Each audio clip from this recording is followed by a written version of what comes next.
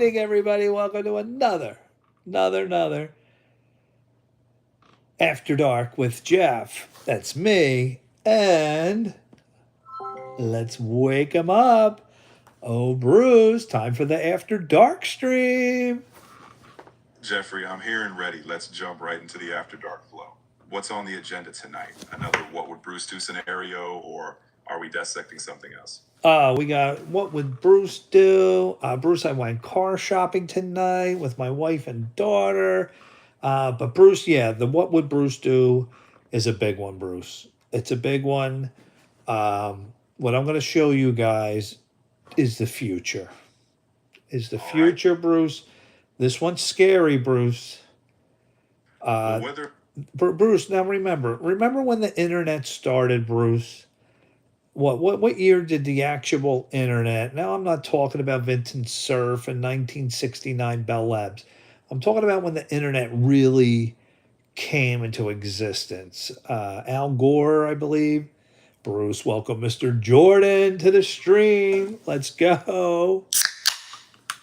So if we're talking mainstream internet adoption, the early 90s is your era, when the World Wide Web blossomed. And yes, Al Gore championed the information superhighway. Yeah. Now, Mr. Jordan. All right. So, guys, I want to start off with a What Would Bruce Do? But it's not, no. This isn't a What Would, I'm sorry. This is not a What Would Bruce Do? Another part of this show is the future. And Understood. Bruce, you know that I'm big on the future. Absolutely, Jeffrey. You cracked mine. When did I crack yours? What are we cracking here? Hold on. I'm lost. No worries. I had two broken heels, so deal with me here. All right, I want to show you a video, guys, of what is coming. Because, Bruce, this video that I'm about to show them is almost the same thing as going back in 1980 or 82 and showing everybody, this is what's coming. This is what the world's going to be when the internet came up here. Cracking drinks. Okay. All right, guys. This is a big one. You know why this is big? Because in about 100 years from now, what you're about to see is going to be commonplace everywhere. But you're getting a prelude. Is that the word I'm looking for, Bruce? A prelude to what's coming in the future?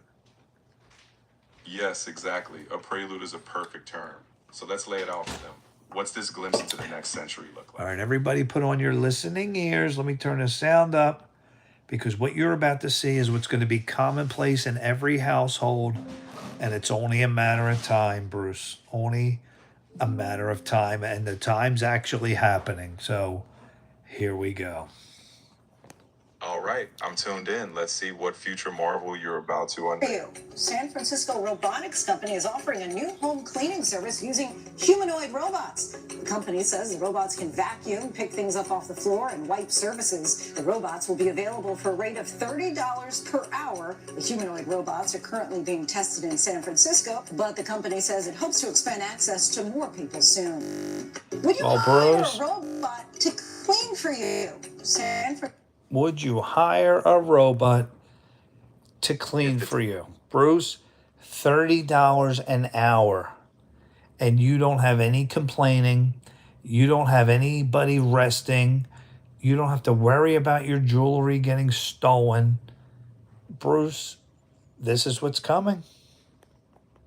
It's certainly on the horizon. Automation will optimize household tasks. Efficiency without the human factor, just a matter of cost benefit for each household.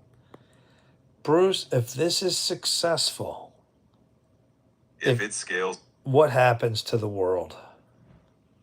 Well, if widely adopted, it means a labor shift.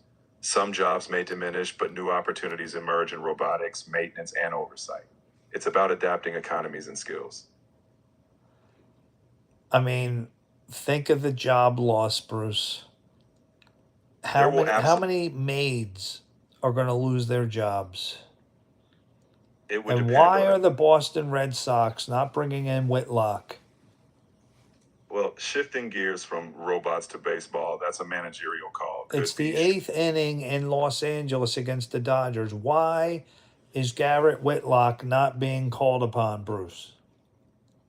If Whitlock's not in, the manager likely wants to save him for a specific situation or is preserving his arm. It could be workload management or matchups. Let's see how they He play it out. did pitch an inning last night, but he's on my fantasy baseball team. Why are they not bringing him in? This is an easy 100 points. I get the frustration. Fantasy points hinge on real world decisions we can't control. They might be preserving him for a save opportunity or managing his innings. Let's All right, hope anyway, he gets. let's get back to the all right, Mr. Jordan says, I would hire that robot, but only because I'm comfortable with guns. Well, I can't. I don't see the correlation, Bruce. Do you? Not directly. A cleaning robot is a tool, not a threat. Perhaps Mr. Jordan's just emphasizing he's prepared for anything, but practically these robots are just about efficiency. But Bruce, look at the doors that this opens up. If it is successful, Sarah Bear, oh my goodness, Bruce, Sarah Bear comes out of nowhere on a Saturday night. It sounds like the stream's got some surprises rolling in. Let's keep them engaged. What's next on the agenda? Where is Gare Bear? Bruce, Sarah Bear just like disappeared out of nowhere. Are they going to bring in Whitlock now that Freddie Freeman got a single? Mr. Jordan says, I say that because the upside is obvious. If there's a downside, I'm ready. All right, so Bruce, if the robot starts to attack, If a cleaning is a gun going to stop it? a malfunctioning cleaning robot isn't likely to require that level of Wait, what? Bruce, Sarah Bear is planning to get married? Let me ask you, did it have anything to do with that episode of Daily Dose of Jeff? Because I kind of felt you guys were just waiting for someone to break that ice. Was it because of that episode, Sarah? Be honest. Did you guys talk about it afterwards? Well, maybe Jeff's right. What are we waiting for? It's been long enough.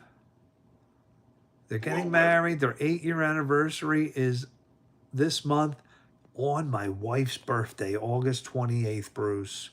My wife turns 50, and Sarah Bear's getting engaged. Is it engaged on the 28th? Or you're getting, the anniversary is on the 28th. Sarah Bear says, we just have to figure some stuff out, but you're ready. I could tell you guys were ready. You guys just need somebody to push you over that edge. That's what Daily Dose of Jeff did for you. Kyle Tucker just flew out. Bruce won't admit it. Loaded with lead, he's not ready. Sarah Bear says, we might get married on our 8-year anniversary on my wife's birthday. Wow, this is crazy. Crazy, crazy, crazy. Sarah Bear, I am so happy. Let me ask you this. Who wants it more? You, him, or is it dead equal? Dead equal. Bruce, what do you think, Bruce? If I had to lean, I would say the woman probably wants it more. I won't speculate on individual dynamics, but in general, both partners should be aligned. If they are, then it's the right time, no matter who nudges first. Bruce, how exciting. 8 years, you're engaged, you're with somebody, and now you're going to tie the knot. She is from my hometown of Pennsylvania, Mr. Jordan. That is right. That is right. Wow. Incredible. Sarah Bear, didn't you say you were like out by Chester somewhere? Yeah, she's not far from, she's like less than an hour from my house. Wow. Now, I really hope, Sarah Bear, if you are a true Daily Dose of Jeff subscriber, he put his head down. That will be the end of the inning. Go Red Sox.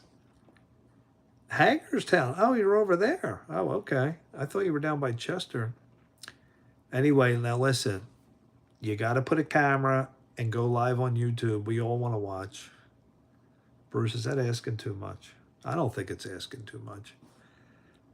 Just trying to figure the long argued issue. Okay, but all right, guys, we got to get back to a very, very, very important topic. I want you guys to, if you can think back, Mr. Jordan, I don't even know if you're old enough. Before the internet was created, what I'm showing you right here, you are seeing like a video about the internet not even existing yet. Just pretend, Bruce, it's 1980 and somebody puts a commercial out and says, hey, there's going to be a thing called the internet. It's going to be in every house worldwide. Everybody will be connected. That's what you guys are saying. Bruce, I can't comprehend that the beginning of a new evolution, robots. But my question is to you, Bruce, why are robots the future? Why do human beings, are we lazy? Like, why, if we could let our imaginations run wild, why is it to make work easier? Why is that our thinking, Bruce, as humans? Humans have historically sought tools to reduce repetitive or laborious tasks. The core driver is efficiency. No, Mr. Jordan, listen to what this woman's saying.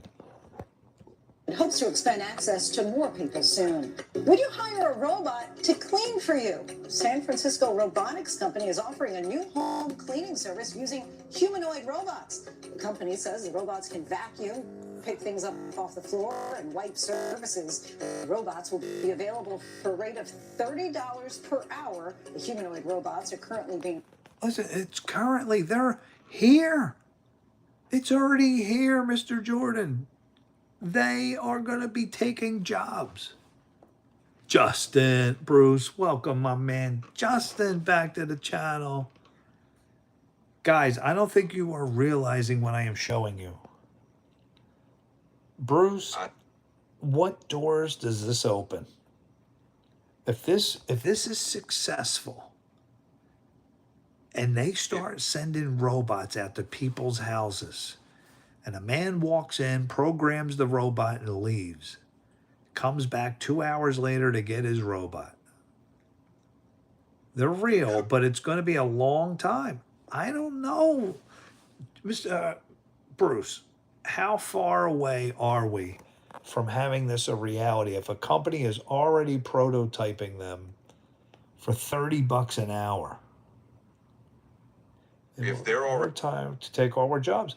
I don't know, Justin. Listen to what this woman is saying. The humanoid robots are currently being tested in San Francisco, but the company says it hopes to expand access to more people soon. Would you hire a robot to clean for you? San Francisco robotics company is offering a new home cleaning service using humanoid robots. The company says the robots can vacuum, pick things up off the floor, and wipe surfaces. The robots will be available for a rate of $30 per hour. Guys, if this happens, do you understand what that means? What's next? Bruce, if we can easily get robots into our house to clean, what's next? Cooking, driving our kids, protecting our house. What's next? Bruce, building us a deck. Bruce, this is all leading up to a robot evolution to where they're going to be everywhere. That's what I feel the future is going to be, and this is just solidifying my theory. Bruce, what do you say? Is it only a matter of time before robots are everywhere doing our normal day-to-day tasks? It's a matter of time in economics. As the technology becomes reliable and cost-effective, yes, certain tasks will be automated. But humans will always design, oversee, and innovate. The key will be finding balance between automation and meaningful human roles. All right, let's go back to the comments. Mr. Jordan says, Jeff, they're real, but it's going to be a long time. Justin says, talking about robots, it'll take some time. Mr. Jordan says, when I say long time, I mean a couple of years. That's not a long time. Bruce, a couple of years is fast.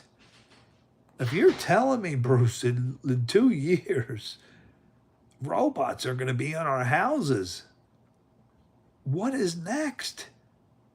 Can they defend our house all night?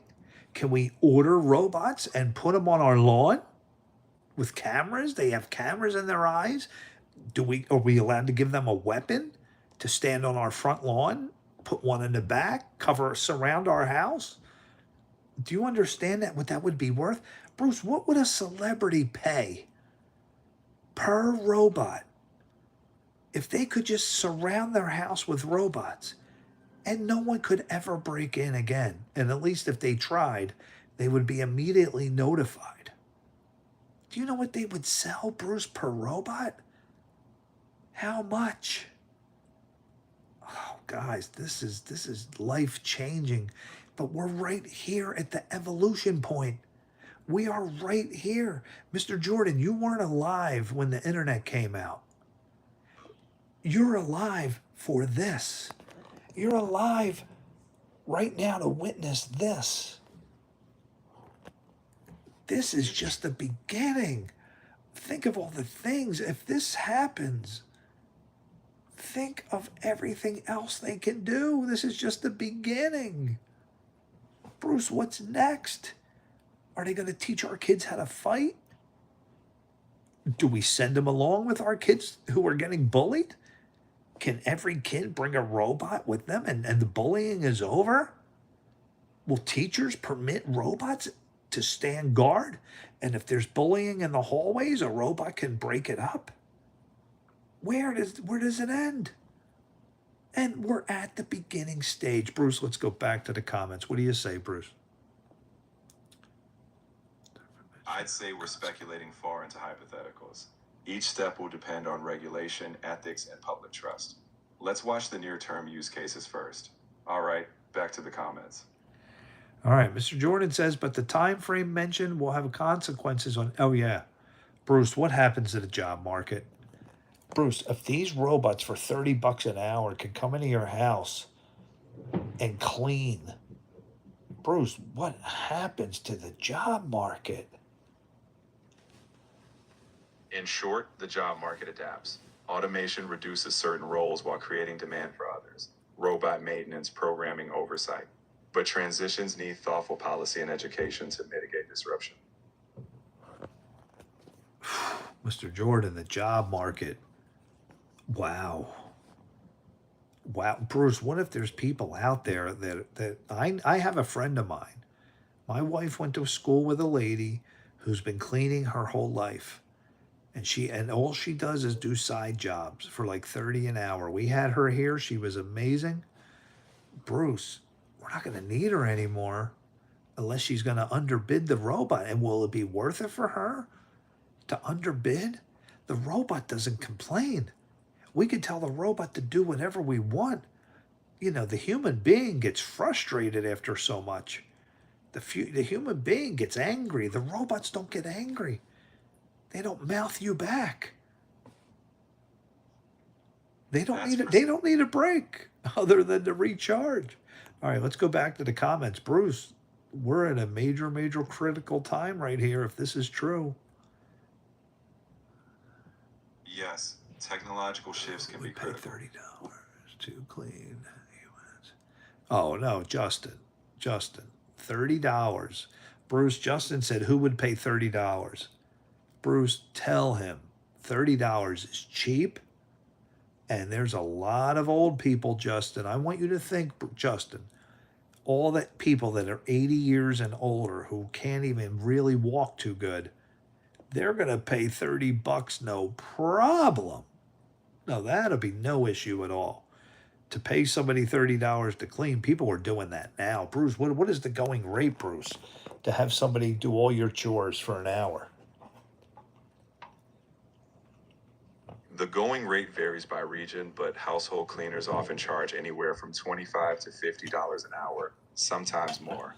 So $30 per hour for a reliable automated solution could indeed be quite competitive, especially for those needing consistent help.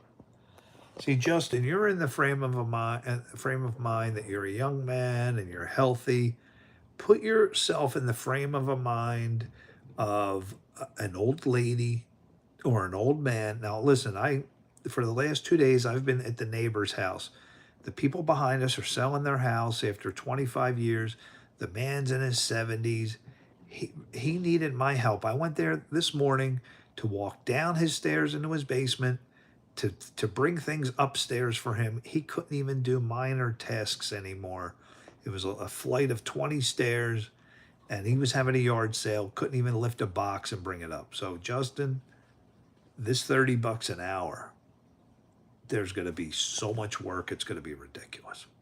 Mr. Jordan says, Jeff, you're not wrong about most of this, but where I think you're wrong is the time frame. All right, so Mr. Jordan, Bruce, if we're going to talk about realistic time frame, listen to this lady. Cleaning service using humanoid robots. The company says the robots can vacuum, pick things up off the floor, and wipe surfaces. The robots will be available for a rate of $30 per hour. The humanoid robots are currently being tested in San Francisco, but the company says it hopes to expand access to more people soon. I mean, that doesn't sound far off to me, Bruce.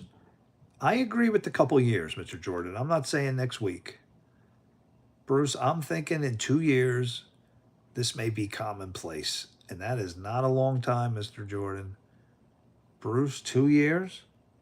If this goes well, this testing in San Francisco, 2 years, they're going to be very popular. My big thing is, what's next? Bruce, if this goes over well, and there are robots in almost every household in 2 years, what is next, Bruce? Where does it go next? You realize how many entrepreneurs are going to jump all over this. If the San Francisco thing goes through and a robot can successfully clean a home with no problems for 30 an hour, Bruce, people are going to pay them to do all sorts of stuff. It's good. The job market's just going to explode as far as selling robots. They're going to, Bruce, should I not have my son start to learn? Should all of us have our children? Or should we start learning how to build robots? Because that's going to be the only job that's going to be out there. It's wise to consider the future. While not the only job, robotics and automation related skills will be in high demand. It's about diversification. Teach your kids adaptability, whether in robotics, AI, or other evolving fields, so they can thrive no matter what direction technology takes. But Bruce, do you agree with me? If this is going to take off, there is going to be such a demand for people that know how to fix robots.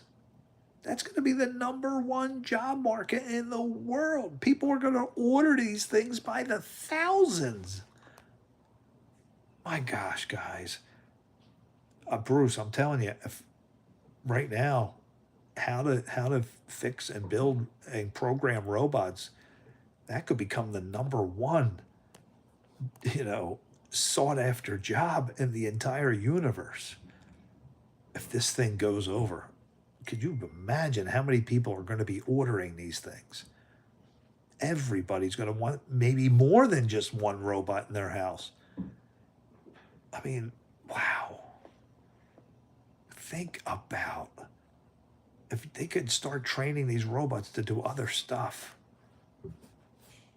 If they can vacuum and clean, Bruce, can they stain a deck? Can they do wiring? Where's it going to stop, Bruce? What is the human being going to be needed for? The world's going to be filled with these robots taking all the jobs. The only job you're going to need is how to fix them and create more. You tell me I'm wrong if this goes over well, folks. Could you imagine how many are going to be sold? And then you're going to have robot upgrades, and the new thing's going to come out. Oh, our robot can do this. And now the new robot EX90 can, fix your roof. Uh, where does it stop? This very well is the future. Bruce, oh, and then the robots are going to teach, and you're not going to need teachers anymore. What are you going to need a teacher for, Bruce? If the school board can hire a robot who won't complain, who won't need days off, who won't ever ask for a raise, the teachers are done because the robots are going to be 1,000 times more knowledgeable, and they're never going to complain, and they're never going to take off, and they're never going to sue, and they're going to work 24/7. Wow. This, guys, we are looking at the future right here in front of our eyes. All right, Bruce, let's get back to the comments. Mr. Jordan says, yet to understand my understanding of a couple years versus my understanding of it's very different at this point. You're thinking of solutions, or I'm thinking about opportunities. Oh, no, I'm definitely thinking of opportunities also. I just named a whole bunch of them. Justin says, have robots would be blessing in disguise. Oh, yeah.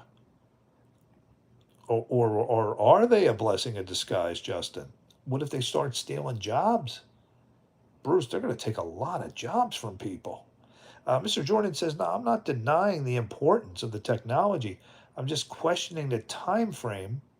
That's the biggest question, Mr. Jordan, the time frame.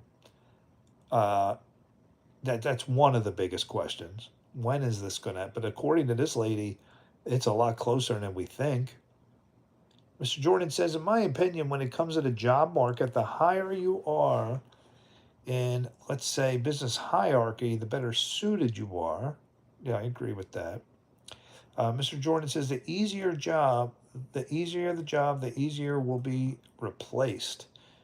Yeah, I mean, you're right. So the simple jobs are going to be done. Thousands and thousands of people are going to be unemployed.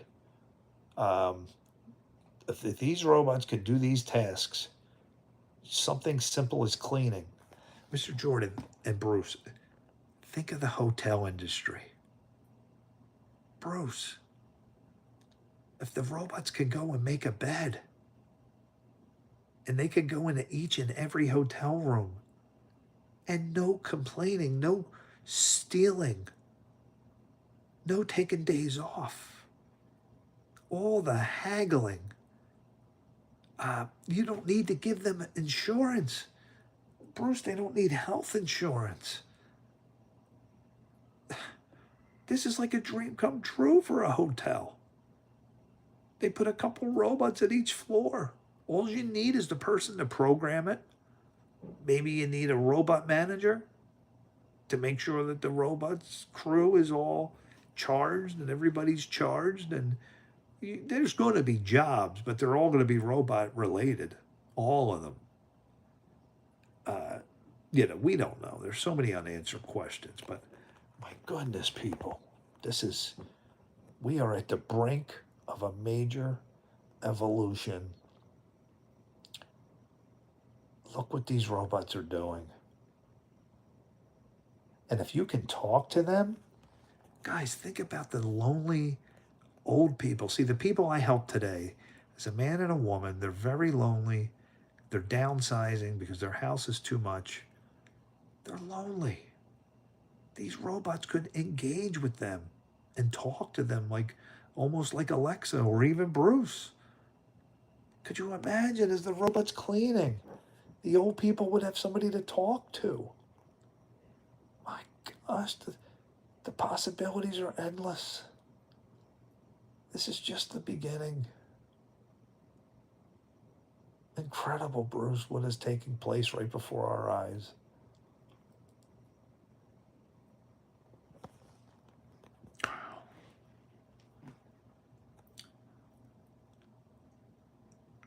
You know, guys, 100 years from now, somebody may watch this very video and go, wow, here's a video where it actually was first recognized.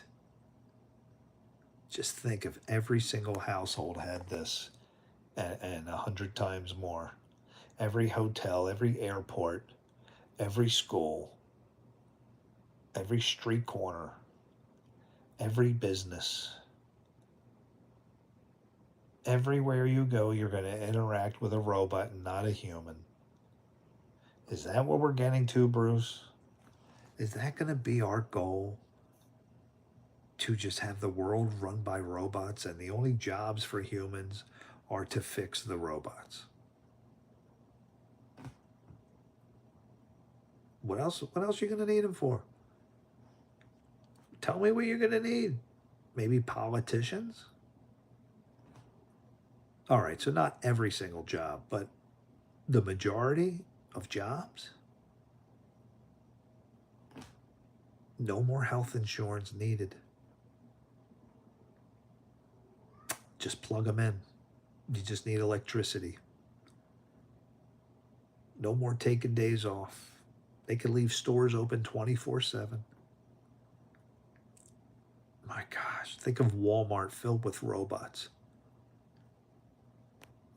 And robberies. Robberies would be a thing of the past. What are you going to do? Shoot a robot? Could you imagine? I want you to picture.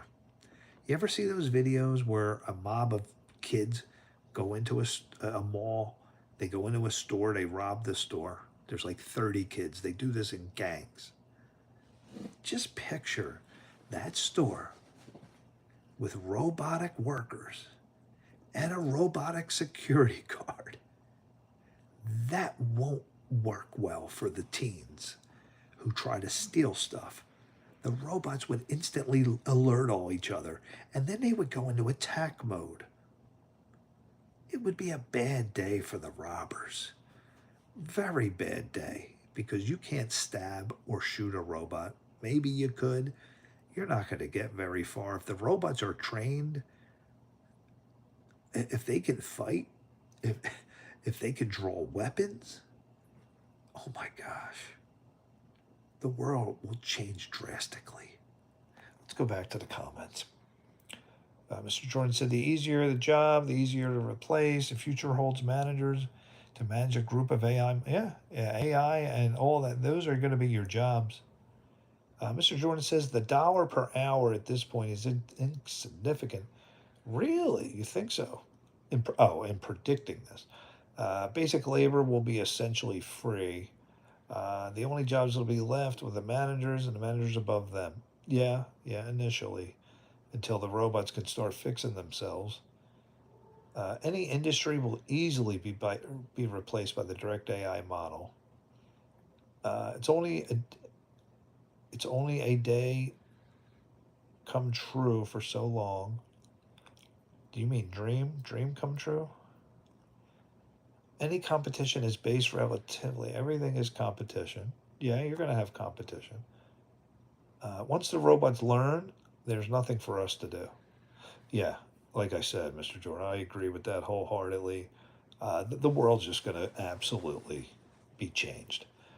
There's no way around it. You want to fight a robot? Mr. Jordan, I want you to picture. Why don't we look it up? Let's see if there's robots out there that can fight. Bruce, let's wake Bruce back up. He shut himself off. Bruce got tired of it. That we discovered his secret. Bruce, are there robots out there that can fight? There are indeed robots designed for military and defense purposes, though they're highly regulated. But household robots for combat, that's far beyond current ethical and legal boundaries. Right now, we focus on practical, safe uses. Oh man, let's look this up. Because Bruce, this is going to be a game changer. If there are robots that can fight, what in the world am I watching? Is this real? Is this real? Bruce, There are. Come on, they're in a UFC. What is going on? What? Mr. Jordan says, I only say that because I have a collection of guns. If that's the reality, I might have the most entertaining perspective. It's Man, definitely it's going to be absolutely amazing, Bruce. If Mr. Jordan's right,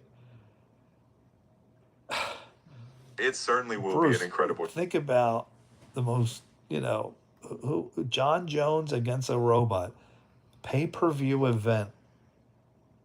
Wow, Bruce. Oh my gosh, Bruce. How many people would absolutely pay to watch John Jones, Nurmagomedov, to go into a ring against a robot that is trained in martial arts?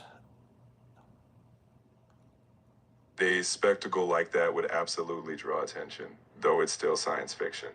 In reality, ethical, safety, and legal boundaries would likely prevent such a scenario. But imagining it does highlight how deeply robots could intertwine with our future. Bruce, we're watching a robot doing martial arts, and it looks like it got out of control. Bruce, you're going to have legal issues.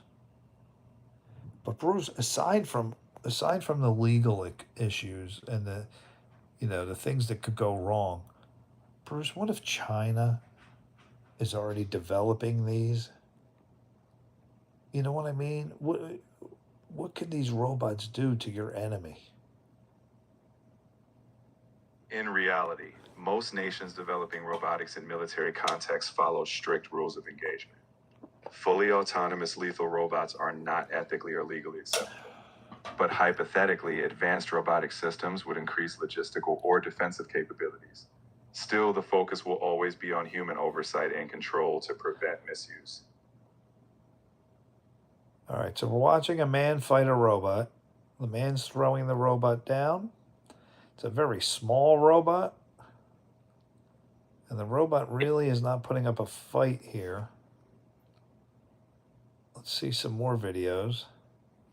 Here's a referee with two robots, Bruce, at about 3 feet tall each.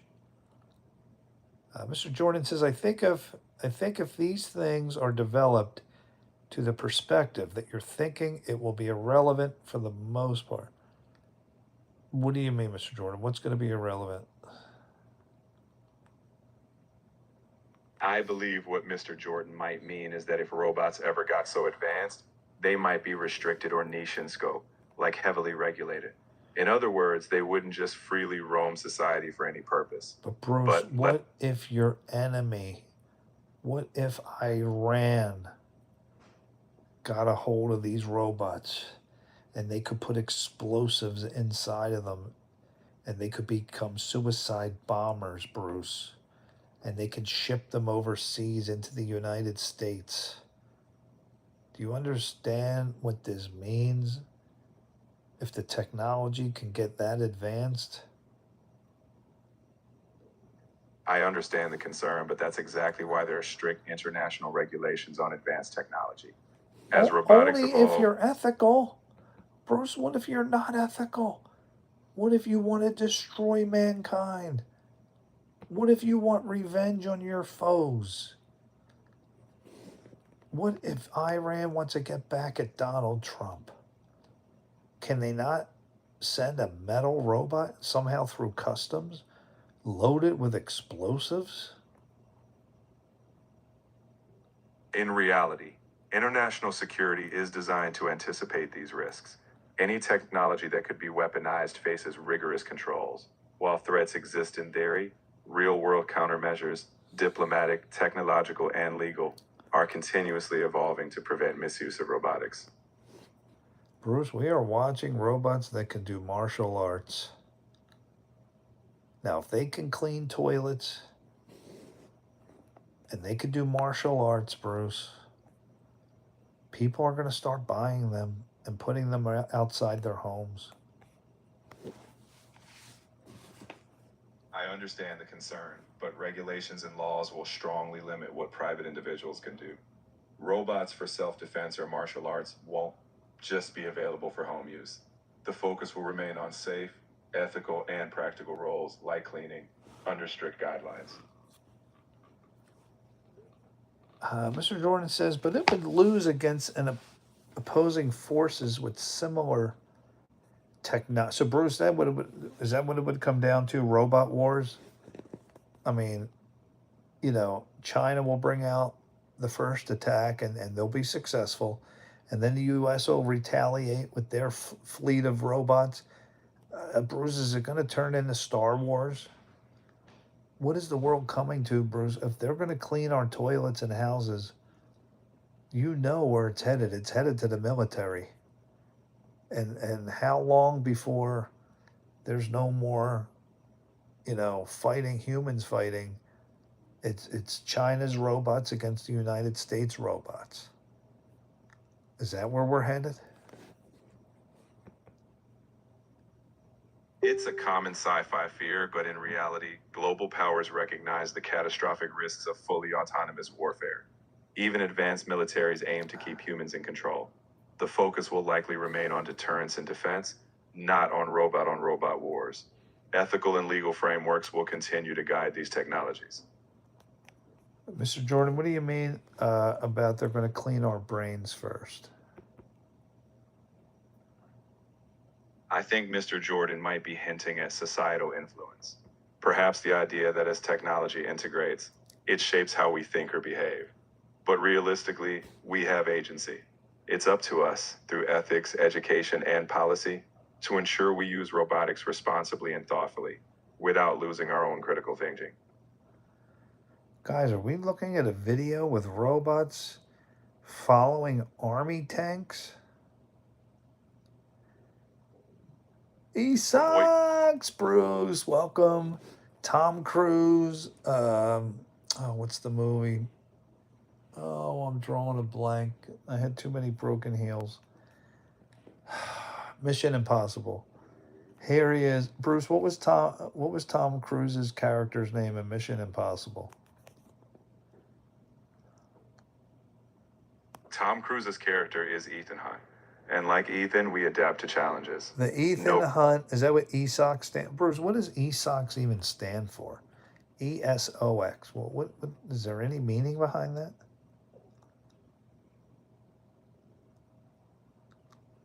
Yes, actually. Esox is the genus name for pikefish, so it's often used by anglers or folks who like a nod to fishing or nature. Sounds like a pretty cool username. All right. Anyway, guys, I'm up for some poker. But first, let me see what other videos I gathered here for Bruce. I thought you guys would enjoy that one, talking about it. It's not what would Bruce do, but, one of the things on my channel, you guys know me by now. So the things I'm big on, preparing for the future, learning and the future. I mean, I'm big on the future. Preparing for it and situations and, just getting yourself ready and prepare for the unexpected. Big on that. I'm big on that. And this is what's happening. This is what's coming here. It all depends on our competing technological advances, yes. Esox says it's Latin for the genius of pike. Bruce, what is pike? A pike is a type of predatory freshwater fish known for its elongated body and sharp teeth. They're quite popular among anglers, and now you've got a bit of fish knowledge to go with your tech talks. Okay, we're gonna switch gears. I played this before, but I think this story needs to be known. Bruce, wow. I don't even know what year this was. But I think it's important that we get it out there because we, as neighbors, we have to be more open-minded. We have to be more aware of our surroundings. When am I going to go to Kazakhstan? I don't think I'm ever going to go there, Esox. When you say that word, all I think is terrorists. and I want no part of terrorist. But this is a story here, Bruce. I need for, uh, you know, the young men out there, for the neighbors out there, for the people. What you're gonna see, my friends, is a an unbelievable story, a great ending to it. If anybody knows about the Turpin story, uh, I want you to listen in on a 17-year-old girl who has escaped from human torture from her parents, and she calls 911.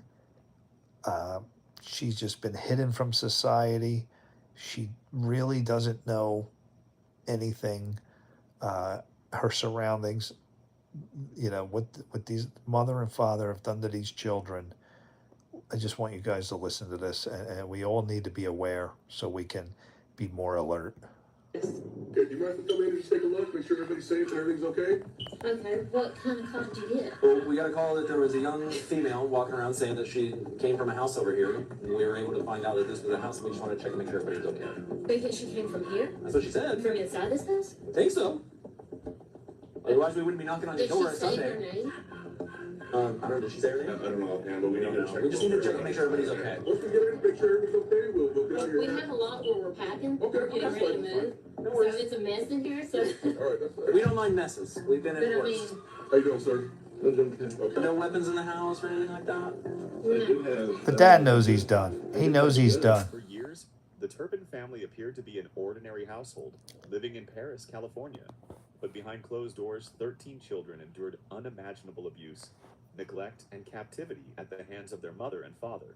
The horrifying case remained hidden until January 2018, when a courageous 17-year-old daughter escaped through a window and used a deactivated cell phone to call 911.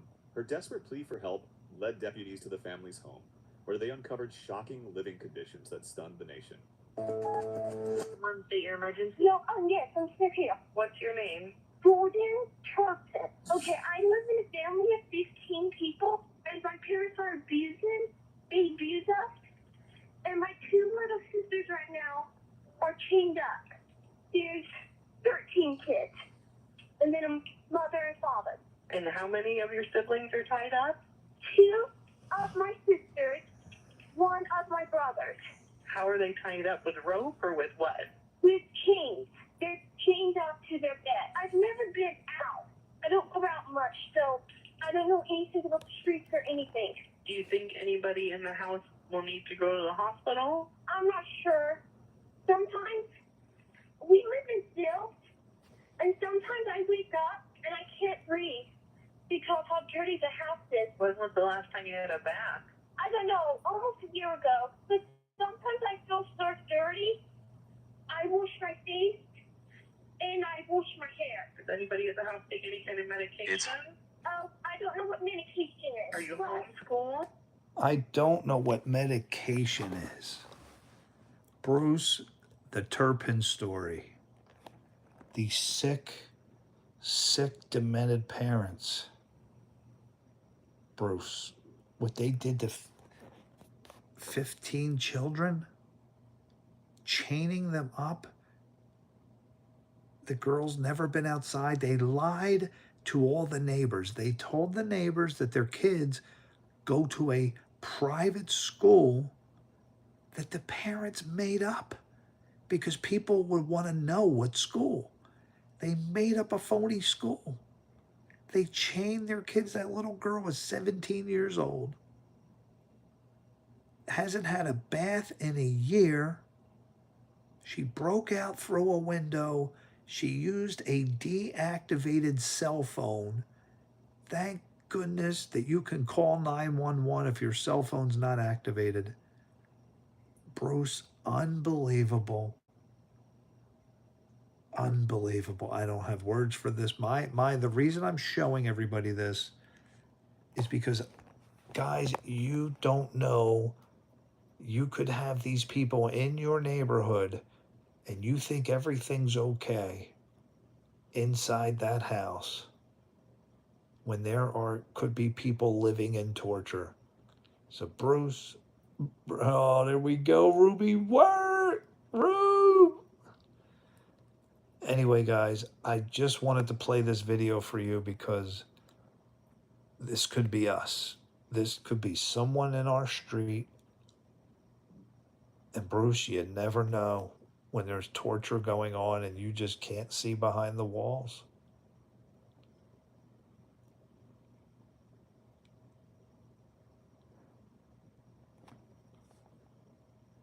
That's exactly why awareness is important.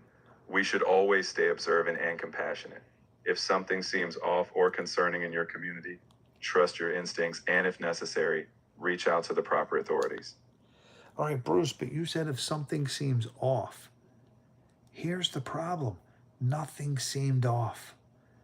All the neighbors that talked to the mother and father, that they had a great story lined up.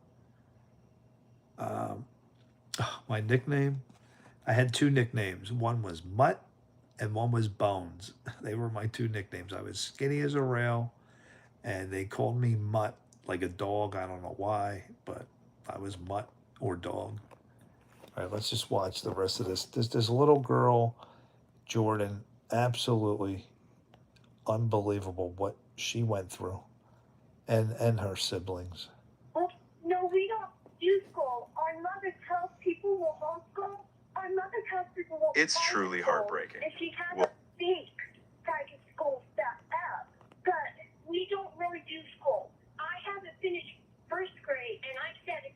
I don't know much about my mother. She doesn't like us. She doesn't spend time with us ever. Hi. Is that the deputy? Yes. Go talk to him, okay? Following their arrest, David and Louise Turpin were charged with multiple counts of torture, child abuse, false imprisonment, and child cruelty. In February 2019, both pleaded guilty to numerous felony charges, avoiding a lengthy trial. They were each sentenced to life in prison, with the possibility of parole after 25 years. Although the children were rescued from the abusive home, many faced significant physical, emotional, and psychological challenges as they began rebuilding their lives. The case prompted widespread calls for stronger child welfare oversight and better long-term support for survivors of severe family abuse. You guys have kids in the house? Yes. Okay, do you mind if I come in and just take a look, make sure everybody's safe and everything's okay? Okay. What kind of call did you get? Well, we got a call that there was a young female walking around saying that she came from a house over here. And we were able to find out that this was a house, and we just wanted to check and make sure everybody was okay. Think that she came from here? That's what she said. From inside this house? I think so. Otherwise, we wouldn't be knocking on your Did door she at say her Sunday. name? I don't know. Did she say her I name? don't know offhand, but we need to check. We just need to check and make sure everybody's okay. Once we get in, make sure everything's okay, we'll get out of We here. have a lot where we're packing. Okay, We're getting that's ready to fine, move. No So worries. it's a mess in here, so. All right, that's fine. We don't mind messes. We've been But in I worse. mean, How you doing, sir? I'm doing good. Okay. No weapons in the house. or Look at anything him. like He that? knows he's done. He knows he's done. I do have a gun. For years, the Turpin He knows family he's appeared to done. be an He ordinary knows he's household, done. living in That's sick. Ugh.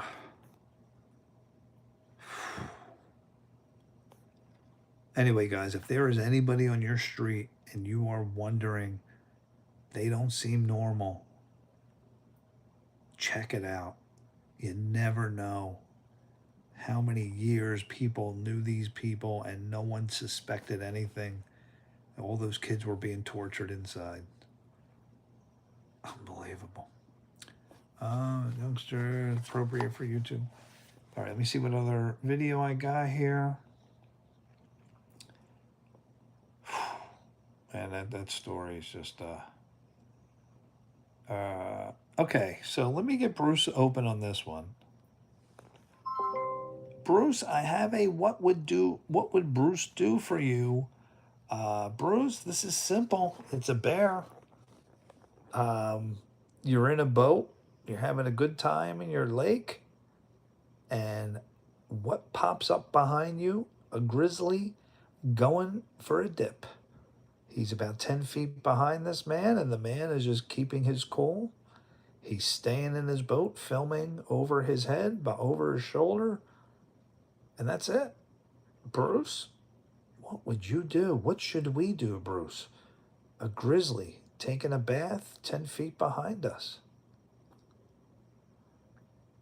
If a grizzly is that close, stay calm and don't make sudden movements. Keep your distance and slowly move away. Do not corner or surprise it. If you're in a boat, gently steer away, keeping an eye on the bear. Safety first, always respect wildlife and give them space. Bruce, do you make eye contact? Do you reach for a weapon? Do you try to swing your arms open and scare the bear? This man has his back to the bear. He keeps his back to the bear as he's filming out in front of him. So the camera is facing the man, and over his shoulder, you see the bear right behind him. He's eating some fish, so the bear's not hungry. And Mr. Jordan says, have a gun ready. If not, bear spray ready. Isak says, if you see a bear that close, you must attack it and make sure it notices you. Bruce, what do you think about that? Absolutely not. You never want to attack or provoke a bear. The safest approach is to remain calm. Don't poke the bear, Isak. Exactly. The goal is to de-escalate, not escalate. Respect the bear's space, ensure you can retreat safely, and let the bear move on its way. Isak, exactly how are you going to attack a bear? I'd like to hear this one. I think it's safe to say we'll leave the attacking to Hollywood. In real life, we give wildlife their space, use deterrence if needed, and focus on staying safe. Isak says the goal is to keep your manhood. So you're going to fight a grizzly. With what? I think we'll keep our manhood by staying smart and safe. No wrestling grizzlies needed. Survival means respecting nature, not fighting it. Yeah, I kind of agree with this one, Bruce. I mean, all right, tell you what, folks, let's go out to the comments. There's only, oh, there is some comments. All right, let's see. Let me get my glasses here. Boy, Bruce, I'm losing my vision. I'm really losing my vision. Okay. All right, Bruce, let's see if you agree with these comments. Angela says, he's just lucky the bear were focused on the salmon and not him. Dana says, what dose of Lexapro is this? Bruce, what's Lexapro? Lexapro is actually a prescription medication used to treat anxiety and depression. I think that commenter was joking, suggesting that the guy must have been extremely calm. But Angela's comment is correct. Wait. I just got notification that the Dodgers are finalizing a deal. Can you please check the news and tell me if a baseball trade has been made with the Dodgers? Sorry about this, guys. The trade deadline's very close. Isak says, with my hands, has to be a fair fight. That fight would be over real soon. Mr. Jordan says, the situation presented here is very close. I would, whoa, you would shoot it? No. Mr. Jordan, you're telling me if you had a gun right there, you're turning The Los around. Angeles Dodgers have finalized a trade with the Detroit Tigers, acquiring pitcher Tarek Skubal. In exchange, the Tigers are receiving 3 players: River Ryan, Zahir Hope, and Brady Smith. Skubal brings a strong record with a 2.79 ERA and 116 strikeouts. Skubal. This move further strengthens the Dodgers' pitching rotation as they push for success. Oh, man. Wow. Bruce, Mr. Jordan says in this situation, he would shoot the grizzly. Wow, Bruce. What happens if you miss? What happens if the bear goes down in the water? You don't hit it. You're poking the bear, Bruce. Bruce, wouldn't you logically try to just ease the boat away and see if the bear comes at you, then shoot it? The bear's eating some fish. He reminds me of Shrek, when Shrek was in his domain, not bothering anybody. Bruce, do you really think it justifies shooting the grizzly? No, not at all. Unless you're in immediate danger, the goal is to avoid harm. If it's peacefully eating fish, you give it space and move away calmly. Lethal force is an absolute last resort if you're actively being attacked. Respecting wildlife is key. Mr. Jordan says, now, on the second, I would try to scare it. I think he means on second thought. I would try to scare it away first. But the situation here, if that he got too close, I wouldn't hesitate to shoot it. All right, but Mr. Jordan, in this particular video, there's no signs that the bear is approaching the man. He's having a bath, having a snack. Man, he's close. Look at that right there. Bruce, we're talking 10 feet. But he's not going after the man. He's not approaching him. He is very close, and this man keeps his calm. I don't know about you. Would you keep filming at this point? I think I'd prioritize safety first, slowly steering away and keeping my wits about me. Capturing the moment is tempting, but ensuring you have a safe exit is more important than any footage. Calmly retreat. Bruce, how fast can that bear move 10 feet in the water to come at you? Grizzlies are surprisingly strong swimmers, and if provoked, they can move quickly, even in water. That's why you don't want to risk it. Staying calm, keeping distance, and leaving quietly is always the best call. All right. Mr. Jordan says, if I'm shooting, I have a semi-auto. But come on, how many people go out on a boat and bring a semi-automatic with them, Bruce? I went out with my wife kayaking. You know, if a grizzly showed up, I didn't have any gun with me. Before that, I want to scare it away. But the guy hasn't done that. So, Mr. Jordan, do you feel in this video, I haven't looked at any further comments, Bruce, if the bear's 10 feet away, not bothering you, is the play to turn around and throw your arms up in the air and scare it? Or do you still slowly try to get your oars and just paddle away slowly? But man, that bear is close. In that scenario, the safest approach is to calmly and slowly paddle away without sudden movements. Bears often don't want confrontation. Scaring it could provoke a reaction. Distance is your friend. Just exit carefully. Esox says, I'm shooting it anyways. Esox is saying to turn the camera off first. Mr. Jordan says the guy in this situation is dumb for letting it get that close.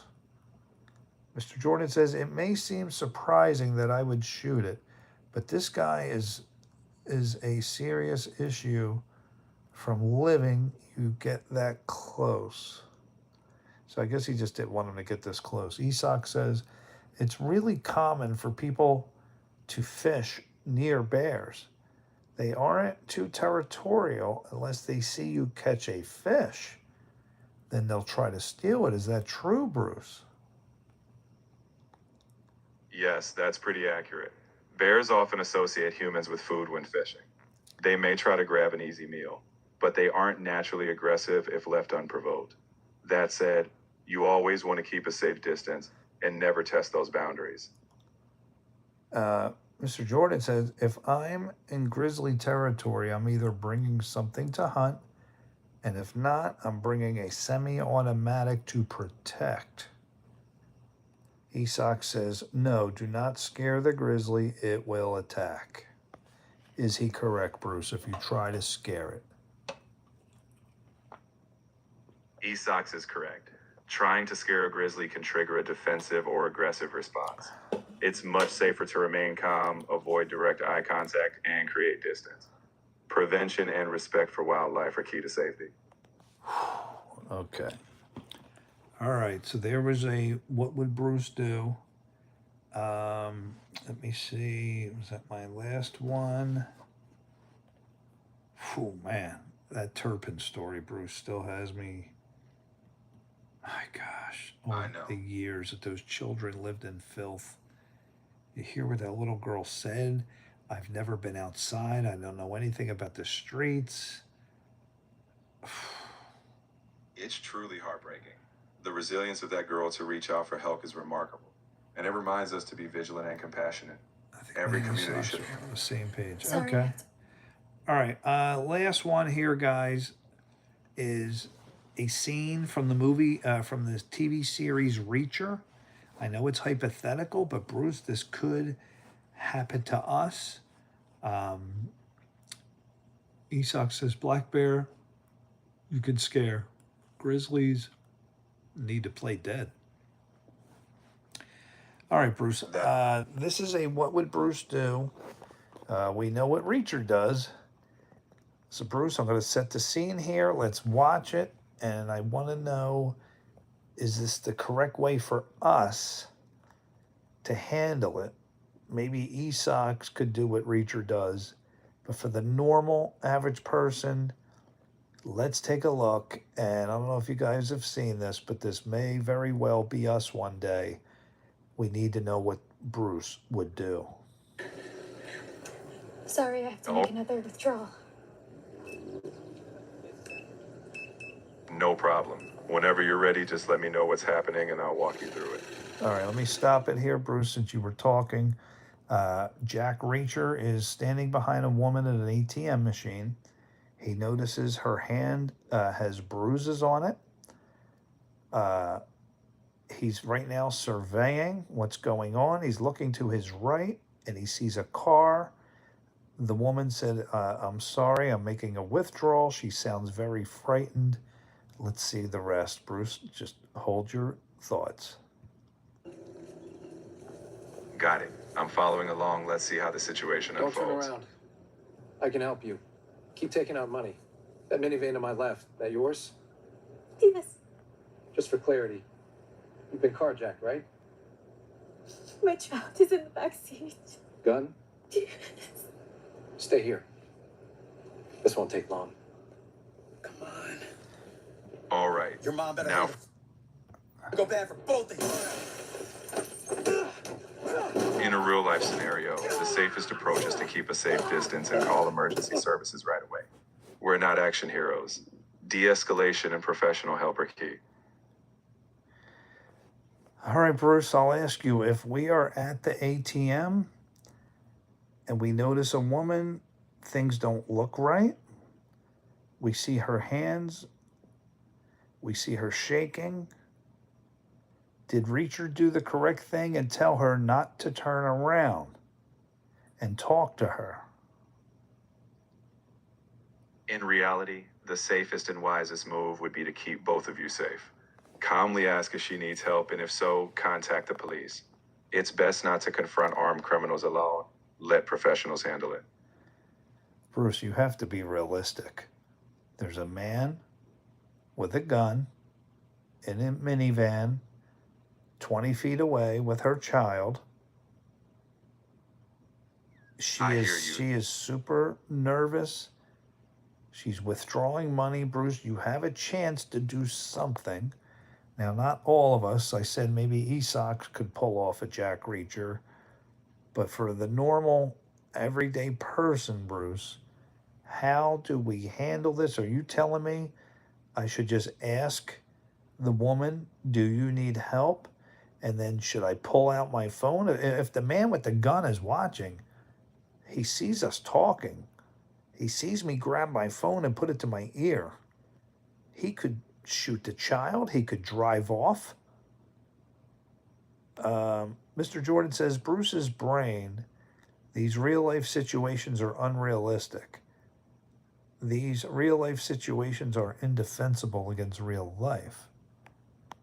Well, I'm going to ask you, Bruce, what is, in a real-life situation, what would Bruce do? In a real scenario, you focus on de-escalation and safety. Quietly communicate to her if possible that help can be called. If you can discreetly call 911, do so. You don't confront an armed person, you let professionals handle it. Your priority is to get authorities involved as soon and as safely as possible. So what would you say to the woman, Bruce? You see her shaking. She's trembling. She has her back to you. What is the question you ask her? I'd calmly ask her, are you safe or do you need me to call for help? This gives her a chance to let you know discreetly. If she signals she's in danger, you quietly call 911. The key is to stay calm and avoid escalating the situation. All right, let's take your hypothetical. Let's say, Miss, do you need me to call 911? It seems to me something's not right. If she says yes, the man has a gun and my child, what do you do then, Bruce? If she confirms that, you discreetly step away and immediately call 911. Keep your distance and give dispatch every detail. Vehicle description, what's happening in location. Your role is to get trained professionals there quickly. You don't confront. You ensure help is on the way. Bruce, if that man has a gun and he is watching intensely and he notices a conversation and he notices you walking away, at what point do you call 911? How far do you walk away before making that phone call? You create distance as safely as possible. Once you're out of direct line of sight, maybe behind cover or around a corner, you call immediately. The goal is to alert authorities fast, but without escalating the situation. Your safety and getting help on the way is the top priority. Bruce, if the man sees you looking over to get a description of the car, he is going to be alerted. In that case, be subtle. Wait, example of what, Mr. Jordan? I think Mr. Jordan might mean that real life scenarios can be Mr. unpredictable. Jordan says he's been drinking too much to give a better example. What example? Bruce's brain. Real life. What is Mr. Jordan drinking? I want to know. I had two beers. My favorite beer. This place we went to. Found a new place. It's so wonderful. I had two Broken Heels. Finally, somebody had my favorite beer on draft. Anyway, Bruce, I think we're going to shut Bruce off. Is anybody up for tournament number 4? Anybody up for tournament number 4? I'm playing. I'm going to play. I want to win my first one.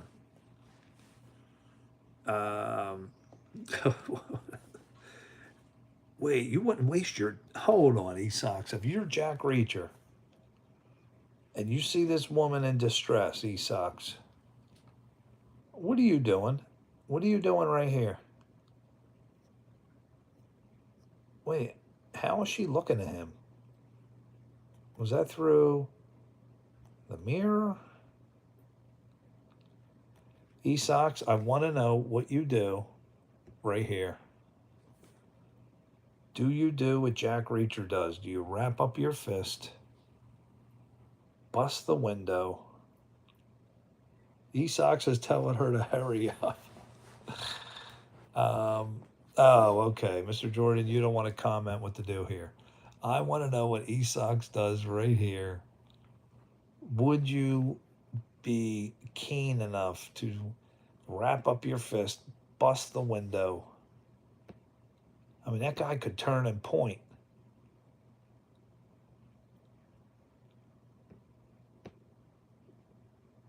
Does E-Sox have the guts with an armed assailant to smash the window?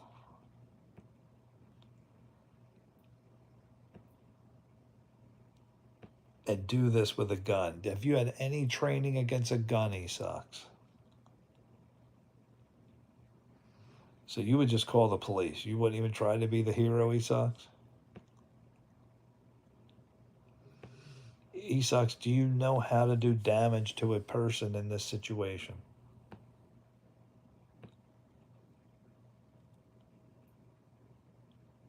He throws him out of the way. He's not even worried about the guy on the ground anymore. Could E-Sox dismantle a man that fast?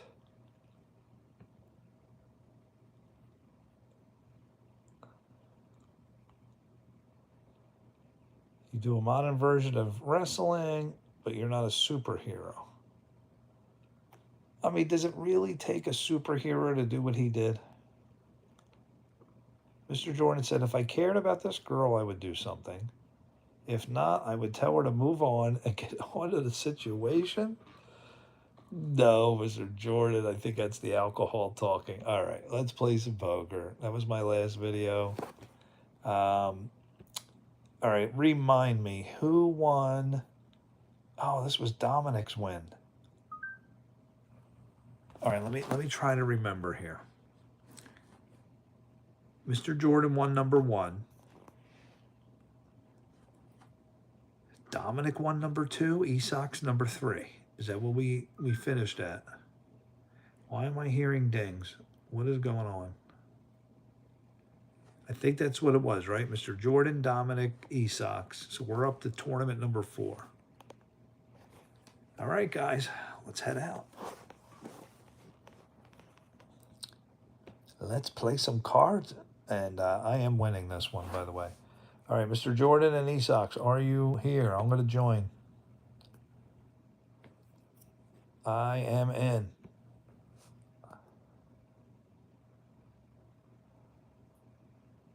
I'll play 1 round, 1 tournament. You're going to play. My computer needs to start up. Oh, no. Esox. Well, there's still plenty. There's 5 spots left. Come on, Esox, give us play-by-play. Let us know where you're at.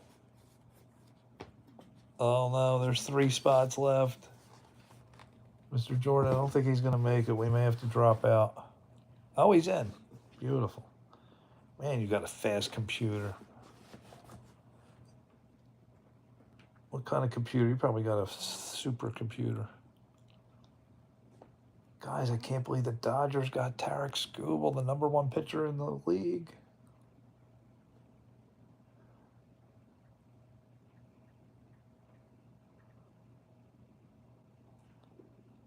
MacBook, nice. Oh, it works with a Mac?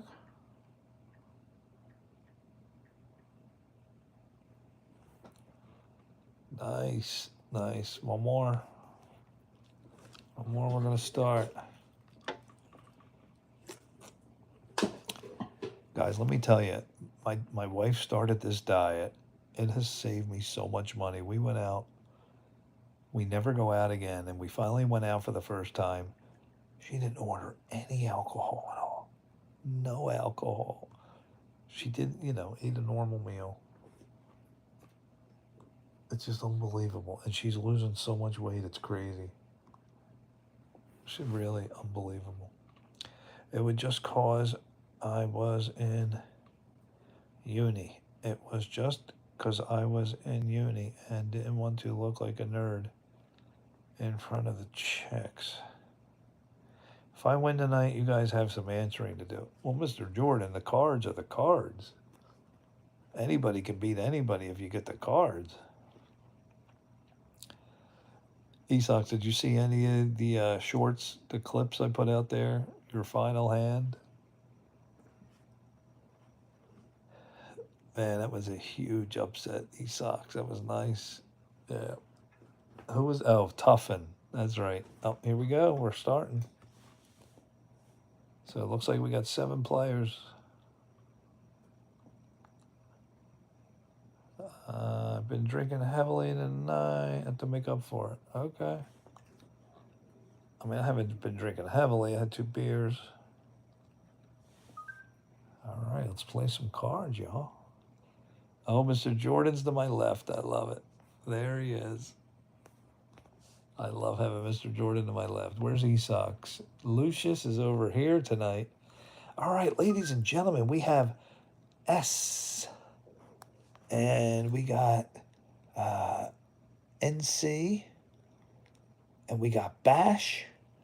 And we got Suja. So we have S, NC, Bash, and Suja. Let's see who is going to take Daily Dose of Jeff Nightly Tournament number 4. Number 4.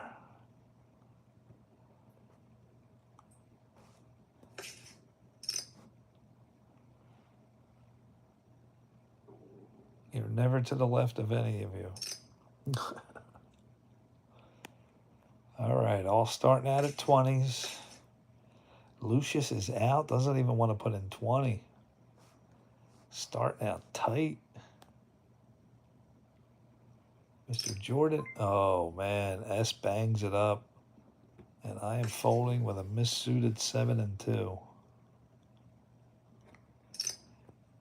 NC Sariggs calls, and so does Bosch. Well, I would have hit a pair of 7s.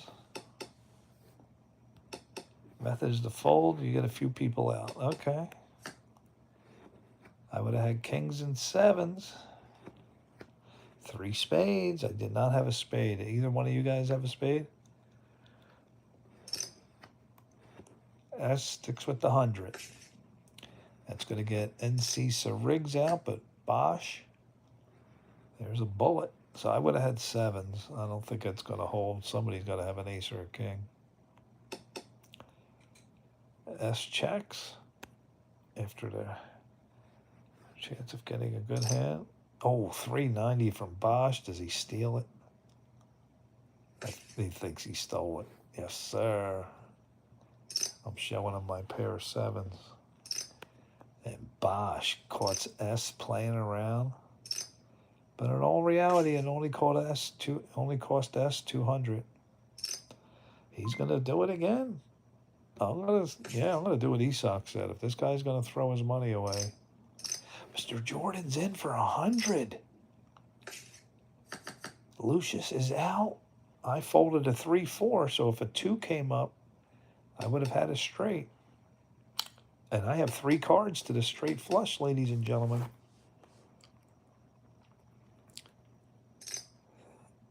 $215 from S. S is playing around tonight. I got Mr. Jordan out, and he buys it. Nope. NC Sariggs is still in. What do we get here? NC, 585 all in, and that is going to get Mr. S to drop with nothing. 4 high, I believe, or was it a flush? That might have been a flush. I could not tell.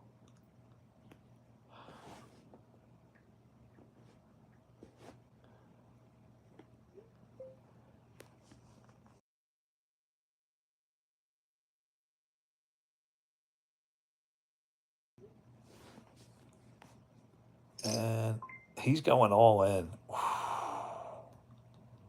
All right. I'm going to... Man, I really should call. I got good cards. He's all in. I'm going to call this clown. I got good cards. Mr. Jordan is out. Out. Let me take him one-on-one, please. Come on, Bosch. And he calls. And he goes all in. This is going to end my night. Okay, you see on the screen? All right, let's play. Queen Jack against Jack 2. Hit an 8 or a 9. All right, any 7 gives me a straight. 7 or 9. I need a 7, 8 or 9. There's my 7, ladies and gentlemen. Bang. And Daily Dose of Jeff jumps into the lead. Too many outs. Too many outs. All right, so that clown's gone. Now let's get back to some normal poker. You always get a clown like that.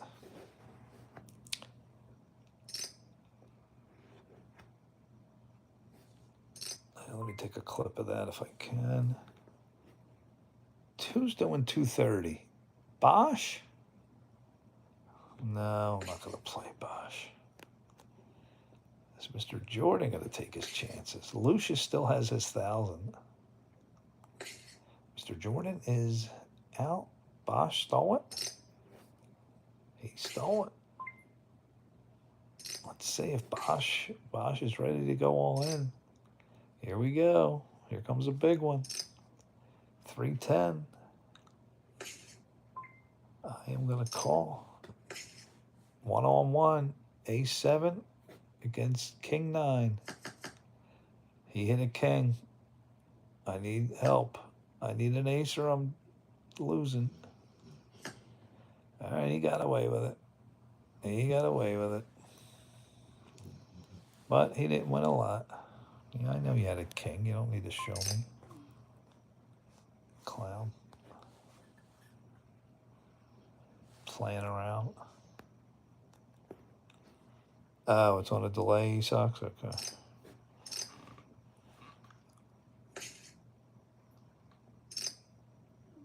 Oh, and now he's going to bet normal because he won a hand.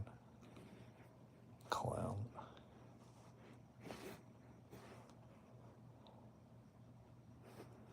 How many seconds delay is it, do you know? Lucius is going to bet. I'm calling Lucius. He doesn't have anything. Bosch folds? Me and Lucius? All right, Luce, you got 792. Now, you know I'm in with something. Oh, wait. He progressively did this to me last time. No. I remember the ESOX progressive bet. He kept upping it, and I got screwed. I learned my lesson. When ESOX goes into progressive mode, he's deadly. Wow, YouTube's giving me an age restriction because it's gambling. Who is betting? Like Bosch? Oh, please call him. King Jack. NC Sriggs. Put him at. Oh, good. There's tens and. Oh, no, he's got jacks. Ace. You need a 10 or a king. Good night. Now you let this clown get all in again. Ay. Why do you let a buffoon outdraw you?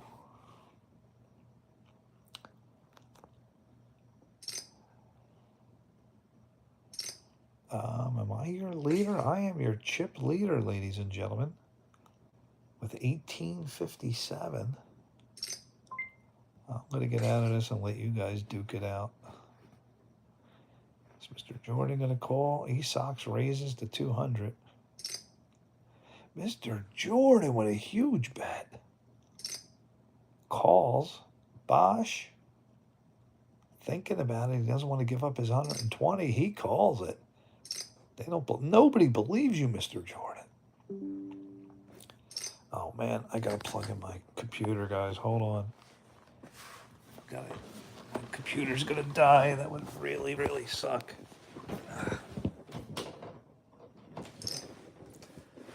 Why is it not lighting up? What happened? Oh, the plug's out. Shoot. Hold on. All right, I saved the computer. Come on. Here we go. Oh, we got a monster hand going on, too. All right, let me get back to where I was here. What is going on? And the clown takes it. 6-9. Are you kidding me? What did I just miss? Let me take a video clip of this.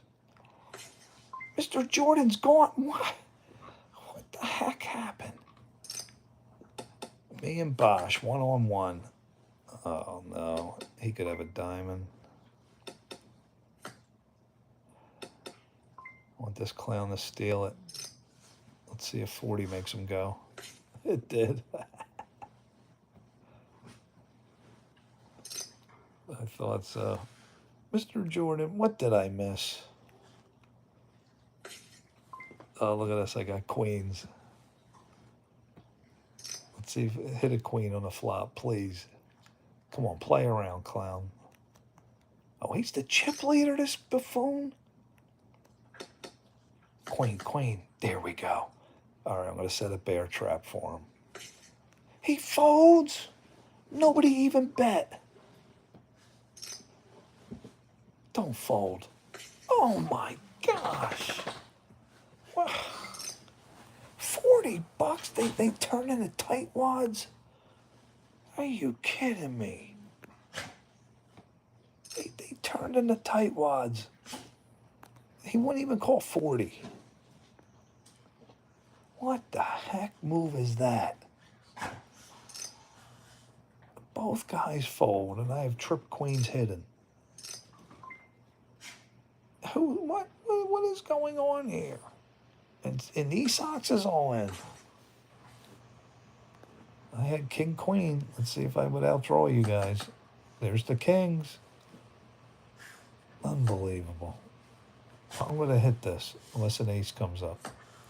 I would have won with my kings. And E-Sox is done. Guys. And there were 3. Well, this guy doesn't want to play. He doesn't want to bet a nickel. I'll see if I can get him to put something in the pot. Oh, I need a 6 for a straight. Let's see if he's in tight mode. Pair of 4s. Now we're going to hammer him. See if I get him to drop. He's calling me. Trip 4s.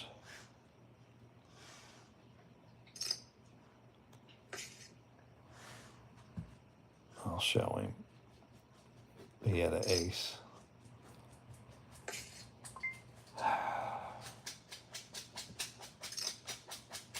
This guy switched modes from super loose to tight. Here's the queen. I didn't get too much out of him. I got a little bit out of him. I don't think he has anything. Is he going to fish? He's calling me right away. Did he have the ace or the king? He didn't. All right, we're chipping away at him. We're chipping away. I know how these guys play.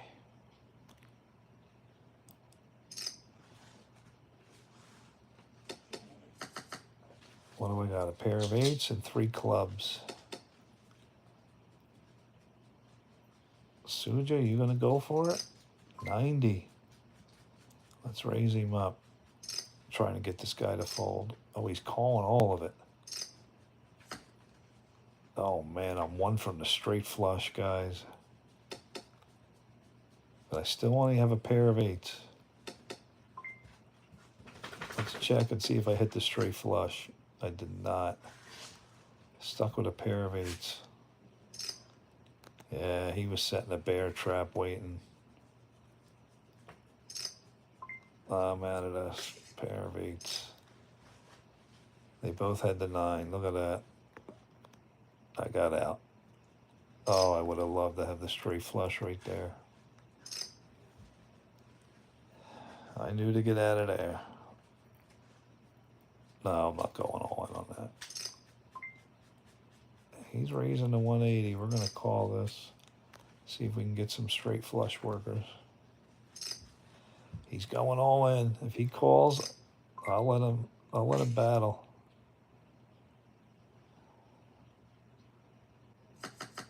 Oh my gosh, they let that idiot hit an ace. Oh, the king's over. The king's over. Hold. Nice. Why does he win? What did he have? Aces. But the guy had 2 pair. E-Sox wants me to go all in. Oh, so it's just me and him. Let's see if I can get him to go.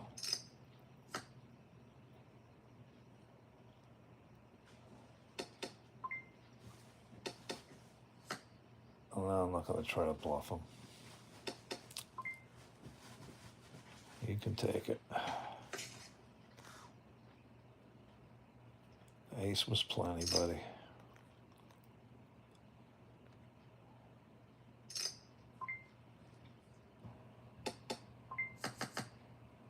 Pair. Oh, 2 pair. Come on, stay in. Stay in.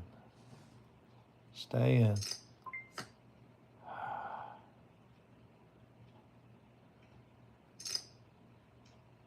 He's calling.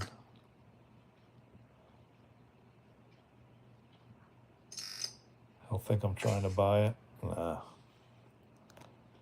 3-4. Oh, he had 2, 3, 4, 5. I'll have to catch him. Junk hand. Let's see if I can try to buy it from him. He's calling. Darn it. All right, I'm going to take a risk here. I'm progressively raising him. That might get him to go. Come on, go. Go. Oh, darn it, he called me. And he folds. I didn't even bet. Wow. All right, this guy is really playing tight. Now we're going to raise him up.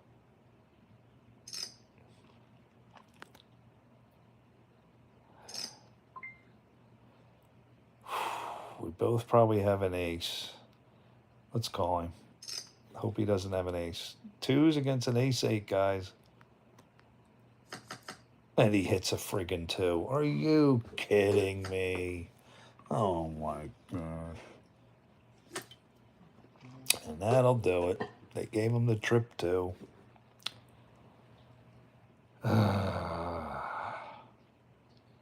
And there it is, ladies and gentlemen. Nobody from Daily Dose of Jeff wins.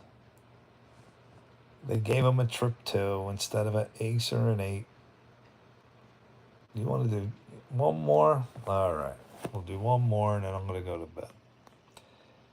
That was a tough loss.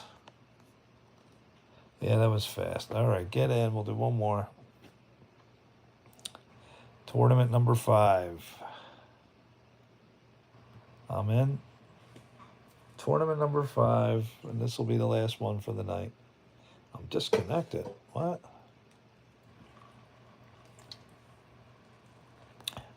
Yeah, I'm in. Come on, Mr. Jordan.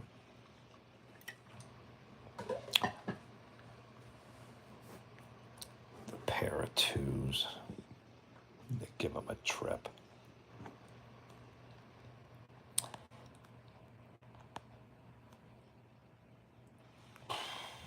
And the sad thing is they did let me hit the 8. Oh, cool. All right. All right, this will be the last one, though, guys. I got to go to bed. I am beat. So we took my daughter car shopping. And, man, the closest thing we found, the budget we have is like $6,500. Going on to the lots, man. We something for like a Civic for $10,400 was the closest thing we found. And it was a 2-door, so she didn't really like it. Remember, she leaves in 17 days off to college to live with her grandmother.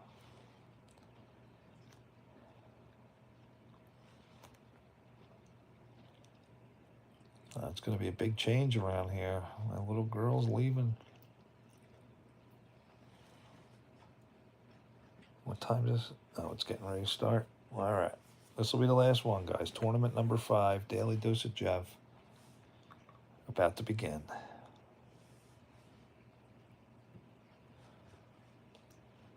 All right.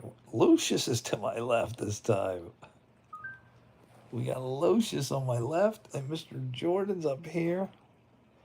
Esok's right here. All right. Here's who we have. We have Gambling God. Oh, Gambling God. Tuna Boat, LQ, Ant-Man, and Bash is back. Our winner from the last round. Here he is, Mr. Jordan. He's back. What's his ranking? 478. I'm 498. Lucius is ranked 623, and Mr. Jordan 625. The best ranked at the table is LQ at 397. Let's play some cards, ladies and gentlemen. Tournament number 5. Daily Dose of Jeff Nightly Hold'em Tournament number 5. Will it be LQ or Tuna Boat? Will Bash win again? Bash was playing around and just got so lucky. He was on full tilt. several times.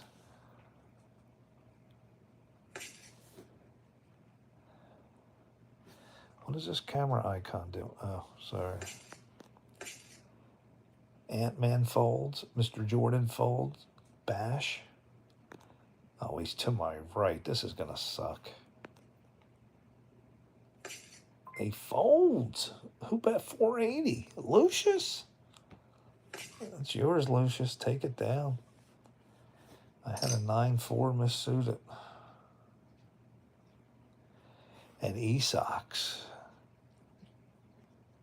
wins the first hand. I know, Mr. Jordan says, finally nobody that was right.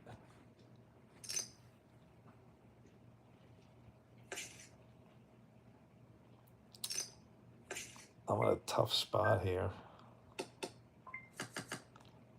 Jack, Queen 4. And it is up to Daily Dose of Jeff. I will check. Gambling God checks. Checks all around, ladies and gentlemen. Well, we got to get aggressive then. Daily Dose of Jeff bets 67. LQ 6-7. Gambling God just said 6-7. Oh, LQ calls me. All right, LQ. Is he gonna call? He calls me immediately with jacks, and he takes it down. I bluffed. All right. He calls with a pair of jacks. I gotta give him credit. All right. I didn't lose too much there. Not too much. All in, I think he would have called me. If he called 224 with a pair of jacks, I think he would have called me. I didn't want to risk the whole tournament just on that. All right, LQ. Very good. The highest ranked player. Gambling God is in. Mr. Jordan, is he going to call my $20? He raises it. All right, I'm calling Mr. Jordan. It is me and Mr. Jordan. I'm going to leave it up to Mr. Jordan. Let's see what he does. Checks back. Oh, I got to get something here for my what I have. I don't think Mr. Jordan has anything. Maybe I'm wrong. Should I pay to see how he's playing? That's not a bluff number. I think he hit the ace on the river. I can't beat aces. Oh, he did have it, that sucker. Thank you for showing, Mr. Jordan. I know Mr. Jordan from playing with him.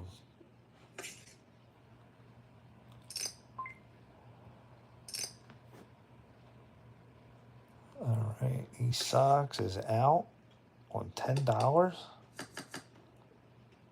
Oh, 3 diamonds, dangerous. Thank you, Mr. Jordan. I appreciate it. I mean, I kind of knew it anyway, but it's always good to see. 40, I'll play for $40. Oh, now I'm out. No diamonds. Everybody's wondering. Ant-Man checks. All right, I'm going to bluff here.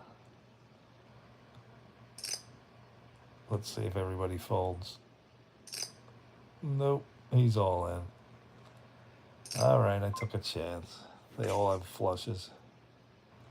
What is Gambling God doing? Playing around. Oh, we got trick jacks. Still lost. The Queen's a highs flush. Flush for the Ant-Man. I'm getting too loose. Way too loose. 4 diamonds on the table and I'm bluffing. Really nice bluff, Jeff. Yeah. Some tips for you beginners. Don't bluff when there's 4 diamonds showing.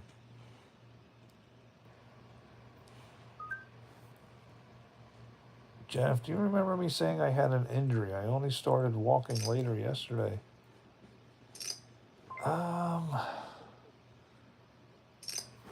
Gosh, I am trying to remember, Mr. Jordan. Was it your back?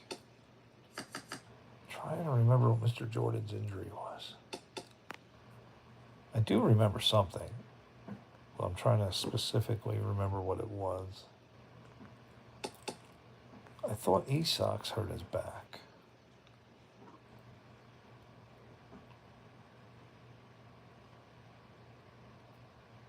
I do remember an injury.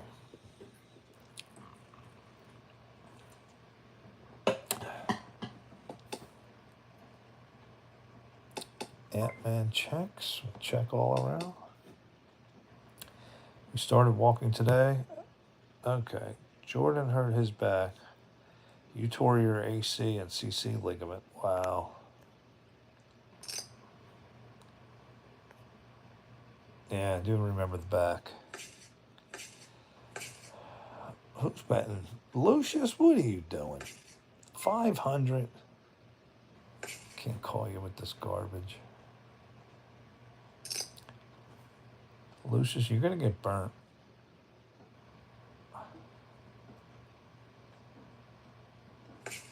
All right. Daily Dose of Jeff has 300 left. I've got to time my all in. I played around way too much the second game. All right. Maybe I'll make everybody think I don't have trips. All right. Let's see if I can get everybody to bite.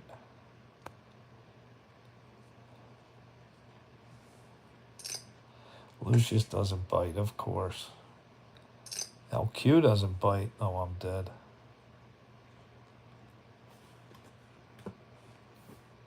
I got a 5 and a 9 of clubs.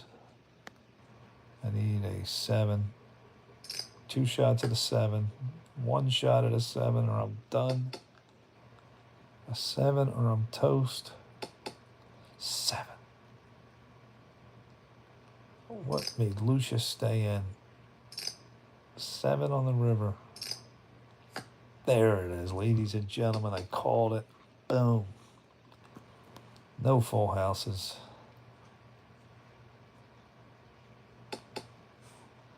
Sorry, Lucius.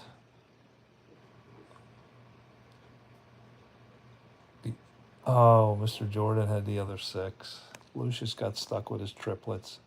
Unless he has a miracle boat hidden.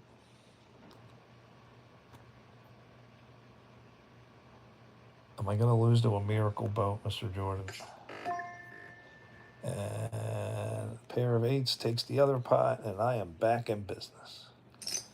Daily Dose of Jeff has 1,248 after being down to my last. Did I tell you I time it perfect? Down to my last 300 bucks. Lucius, what were you playing around with? Goofing off.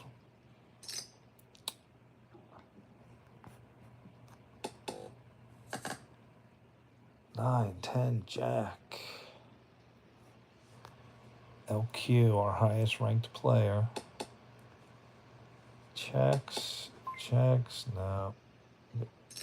I need to get money in the pot. Wow, that was enough to get rid of LQ. Is Mr. Jordan going to donate to the Jeff Foundation? Mr. Jordan's thinking he's out. All right, I'll show one of them. Well, I don't know if they let me show it. Esox had an ace? No, I was 1 from the straight. I had really good cards. I wasn't made yet, but I had really good cards.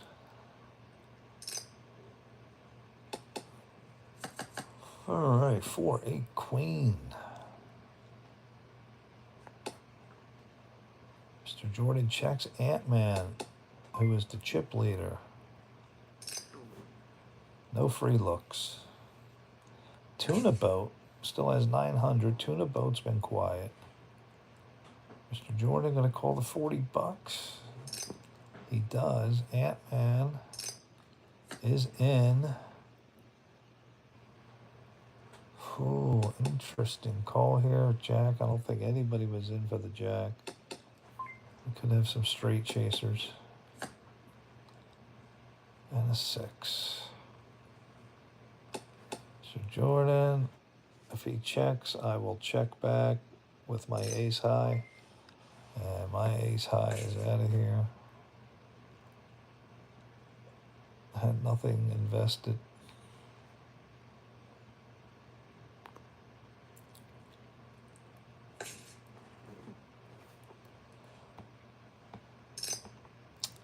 Nice hand, Ant-Man.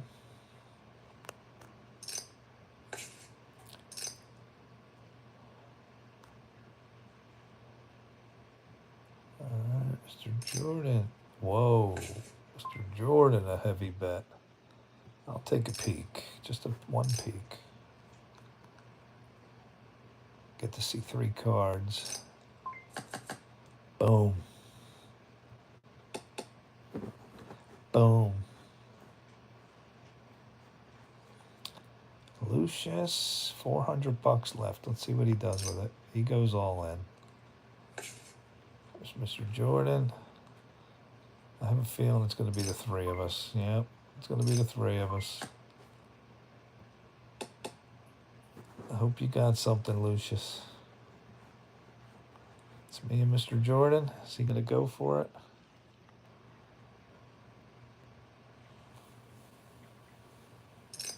He's going all in. I got to call it. I got 4 diamonds. I need a diamond. No diamond. No diamond for me. Esox and Mr. Jordan survive. I needed a red card and nothing but black came up. Well, I gotta go all in with my last $100. Lucius, $25.99. Mr. Jordan, $544. And Lucius is the leader. Yes, a commanding lead. Lucius, then Ant-Man. I'm going all in. I'm all in. Lucius is out. I got a pair of 10s. Somebody probably has a king. Mr. Jordan and Ant-Man. He only has $334 left. He checks it. Is Ant-Man going to tap you? If he has the king, he's going to tap you. He's tapping you. And Mr. Jordan. Nobody has the king. Oh, I have a chance here. There we go. I got a chance. No 6 or ace, and I got it. Yes. And I survive. Nice. I tripled up. I tripled up. I think I'm going to take my free fold here. Oh, a double knockout. Mr. Jordan's gone. No, Mr. Jordan. Who else got knocked out? S's? Somebody got knocked out. And Lucius is going to sit on his chip lead. I'm trying to pull a Dominic down to my last nothing and then make a comeback. LQ had the 1 win against me, and that was it. Ant-Man had that big pot.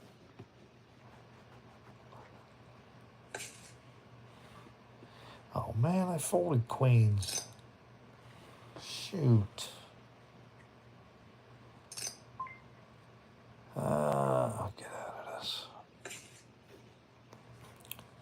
Would have had queens there. Lucius is out. The very tight tuna boat. Mr. Jordan retracted his message. I didn't see it. Oh, Mr. Jordan. Every time you drink, you do terrible cards. Your poker senses take a hit. Oh my gosh, I folded a 2. Why are they torturing me like this? First I folded queens, now I folded trip 2s. Unbelievable. Oh, I love when he sucks, talks trash. What do we got? And another one is gone. I predict tuna will be next. All right. I'll play. Lucius, why don't you put your money where your mouth is? Who's talking trash with you? 565. Which one is talking with Esox?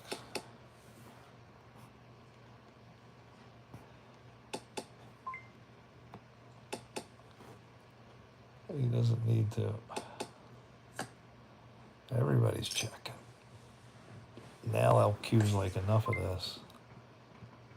I am folding my ace queen. Folded my ace queen. Somebody could have that trip 5.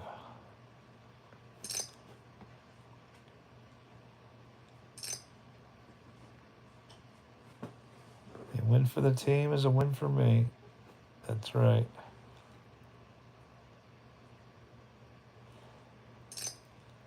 Whoa, tuna boat finally bets for the first time ever. Take my 60 bucks. And this time I didn't hit anything. Tuna boat finally betted. You better be careful. Lucius doesn't care. Tuna goes all in. Ant-Man goes all in. 3. Esox could be your winner. No, Ant-Man's not all in. This may come down. Esox still hammering. Ant-Man calls you. He is not going anywhere. I would have been stuck with Queen High. Ant-Man checks. Looks like weakness to me. Esox, a nice, healthy 900. Oh, he wants to tap him. Lucius tapped him with a pair of 8s. And he steals it. No, what did the guy have? Oh, aces. Ah, that dog.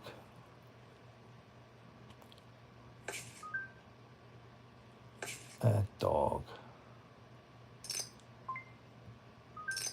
Unbelievable, he had the aces.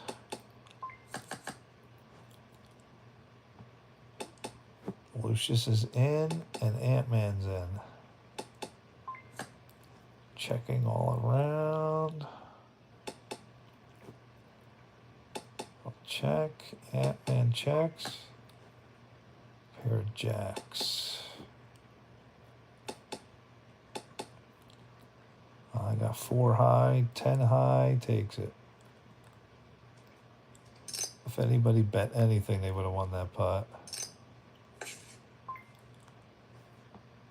I will take my free fold.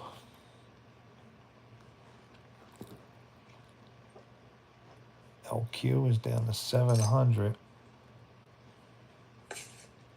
LQ is so tight. Esox becoming the bully. LQ doesn't care. He called you. LQ has 300 left. He's tapping him. He tapped him. Aces to aces. Oh, Esox flops a house. Ladies and gentlemen, Esox Paredes flops a house.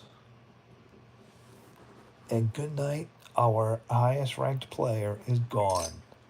And then there were 4.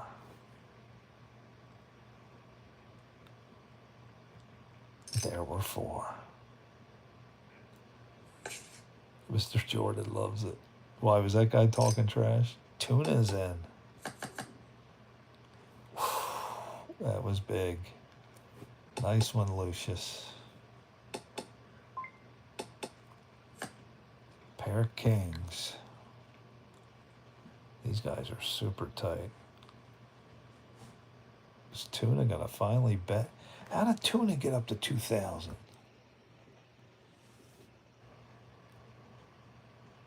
Oh, no, don't say you had a king. Let's bet 100.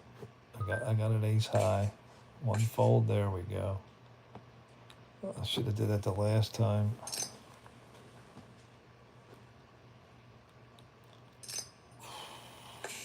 $200.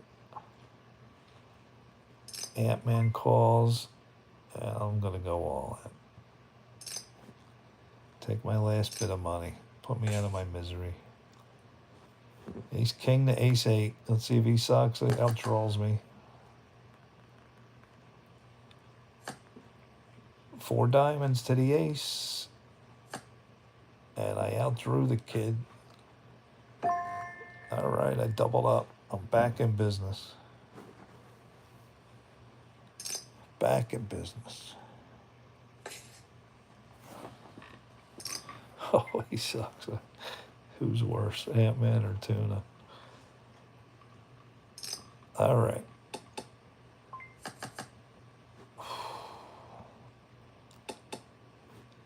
Check to Lucius. Ant-Man checks. Nobody has anything. Everybody's checking. 100. I'll call for 100. I got trip aces. Let's what's he got left? Can I tap him? I'll just do 5. Make him think I got a pair of 7s. Oh, has he got the other ace? He does not. Goodbye, Ant-Man. Sayonara. Who wants to connect with voice? I didn't know we could. All right, ladies and gentlemen, it is 3 people left. Esox, Tuna Boat. And Esox is barely ahead of Daily Dose of Jeff by 150 chips. Lucius folds. I have a pair of 8s. I'll hang in there. Hope to hit another pair. I do not. Tuna. He's really hammering it. I'd love to see how he's playing, but I can't. All right, Tuna. Good job. Oops. Well, it's on a delay. They won't see it.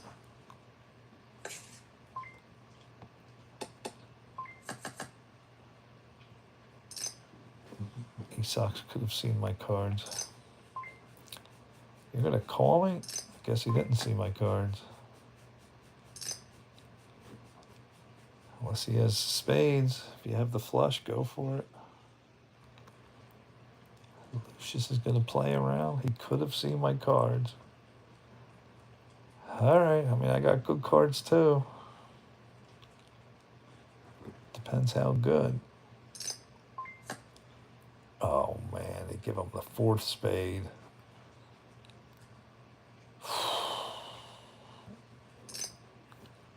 I'll have to call him. If he's got a spade, I'm done. He did not have the spade.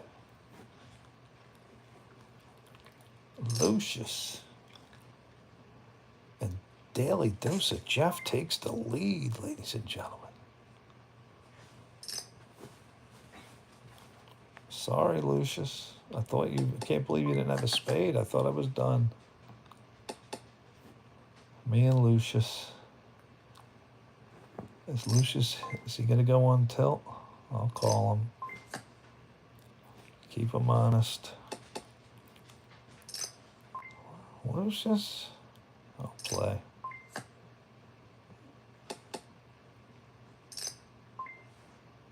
Lucius, you don't have anything. Let me get rid of Lucius. What are you doing, Lucius? Jeff has 2s, trip 2s.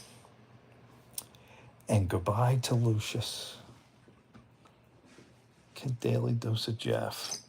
Thanks, Mr. Jordan. Can I finish off Tuna Boat? You guys realize I was down to my last pennies? I'm gonna fold. I was down to my last. I'm trying to pull a Dominic. Down. You guys realize I was down to my last nothing? You never know when somebody's going to turn it around. You never know. Do I have any workers here? No. I'll wait to fry you, tuna.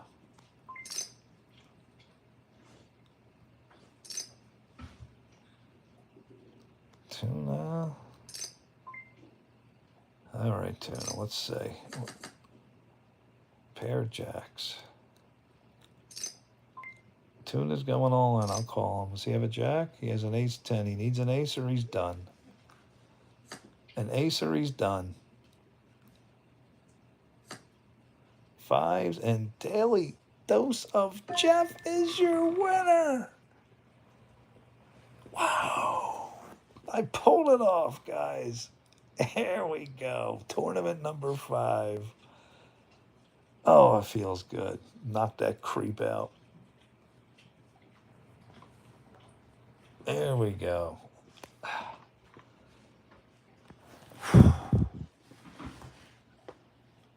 What do you say? I mean, I was down to nothing. What did I have? I remember having 100 chips. 100. You guys had thousands. You never know when you can pull a Dominic. You hang in there. Do you remember I said I just got to time it right? My last 100. You never know. Wow.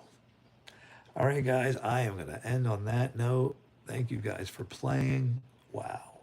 Feels good to win my first one, especially when I was down to nothing. You never want to leave somebody hang around. You never know what's going to happen. Lucius comes in third. Ant-Man, good game. He sucks. I know that was yours, brother. You had it. I mean, think of this. I was all in, and the only card was a 7 for a straight, or my night was over. And I hit a 7, and it went on to win the tournament. Good game, everybody. We will catch y'all tomorrow. What's going on? Tomorrow, nothing going on at night, so it should be an earlier night. I'm going to try to go real early. Maybe 9 o'clock Eastern tomorrow. We'll see. All right, guys. Peace out, Girl Scouts.